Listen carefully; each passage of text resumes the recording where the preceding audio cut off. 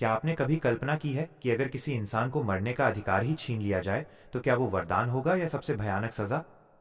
सोचिए, हर इंसान मौत से डरता है, लेकिन एक ऐसा योद्धा भी था जिससे मौत खुद डर गई। एक ऐसा नाम जिसे महाभारत के बाद समय ने भुलाने की कोशिश की, लेकिन आज भी धरती के कुछ कोनों में उसके होने की फुसफुसाहट सुनाई देती है। उस योद्धा का नाम है अश्वत्थामा। आज के इस वीडियो में आप अश्वत्थामा की पूरी कहानी जानेंगे। ऐसी कहानी जो सिर्फ युद्ध की नहीं है, बल्कि पाप, पश्चाताप और अमर पीड़ा की है। और अगर आप इस वीडियो को आखिर तक देखते हैं तो शायद आप भी ये सोचने पर मजबूर हो जाएंगे कि क्या अश्वत्थामा आज भी हमारे बीच मौजूद है। अश्वत्थामा का जन्म महान गुरु द्रोणाचार्य के घर हुआ था, लेकिन उनका बचपन सुख और वैभव में नहीं बीता। कहा जाता है एक समय ऐसा भी आया जब अश्वत्थामा ने दूध की जगह पानी में आटा मिलाकर पिया, क्योंकि उनके पिता के पास दूध तक के पैसे नहीं थे। यही अभाव, यही अपमान उनके मन में क्रोध का बीज बन गया। द्रोणाचार्य ने अपने पुत्र को शिव की तपस्या करवाई और तभी अश्वत्थामा को एक दिव्य मणि प्राप्त हुई। वो मणि सिर्फ शक्ति का प्रतीक नहीं थी, वो मणि अमरता का कवच थी। भूख, प्यास, रोग, भय कुछ भी अश्वत्थामा को छू नहीं सकता था। युद्ध में वो घंटों लड़ते थे और थकते नहीं थे। महाभारत का युद्ध शुरू हुआ।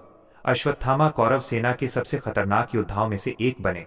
उन्होंने अर्जुन से युद्ध किया, भीम का सामना किया और कई बार पांडव सेना को पीछे हटने पर मजबूर कर दिया। लेकिन युद्ध सिर्फ शस्त्रों से नहीं जीता जाता, युद्ध मन से भी जीता जाता है। जैसे जैसे युद्ध आगे बढ़ा, कौरव पराजित होते गए। द्रोणाचार्य मारे गए, कर्ण मारे गए और अंत में दुर्योधन भी गिर पड़ा। ये सब देखकर अश्वत्थामा का मन पूरी तरह टूट चुका था। उनके भीतर क्रोध, शोक और बदले की आग एक साथ जल रही थी। और उसी अंधकार में अश्वत्थामा ने वो कर दिया जिसे इतिहास कभी क्षमा नहीं कर पाया। रात के सन्नाटे में जब पूरा शिविर नींद में डूबा हुआ था, अश्वत्थामा ने द्रौपदी के 5 पुत्रों की निर्दय हत्या कर दी। न कोई युद्ध, न कोई सामना, सिर्फ तलवार और मासूम रक्त। सुबह होते ही धरती कांप उठी। द्रौपदी का विलाप आकाश तक गूंज गया। जब यह समाचार भगवान कृष्ण तक पहुंचा तो स्वयं श्री कृष्ण अपने क्रोध को और रोक नहीं पाए। कृष्ण ने अश्वत्थामा को बंधक बनवाया। कृष्ण ने कहा, तुमने योद्धा का धर्म नहीं निभाया, तुमने निरपराधों का वध किया है। और फिर कृष्ण ने अश्वत्थामा के मस्तक से वो दिव्य मणि खींच ली। उस क्षण अश्वत्थामा चीख उठे। उनका शरीर घावों से भर गया, खून बहने लगा, लेकिन वो खून कभी रुकने वाला नहीं था। यहीं से शुरू हुआ अश्वत्थामा का असली दंड। लेकिन दोस्तों, अगर आपको ऐसे महाभारत के गहरे रहस्य और डरावनी कथाएं जानना अच्छा लगता है तो अभी वीडियो को लाइक कर दीजिए और चैनल को सब्सक्राइब कर लीजिए, क्योंकि आगे अश्वत्थामा की अमर पीड़ा और भी भयानक होने वाली है।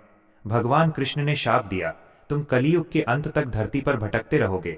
न तुम्हें मृत्यु मिलेगी, न कोई तुम्हें अपनाएगा।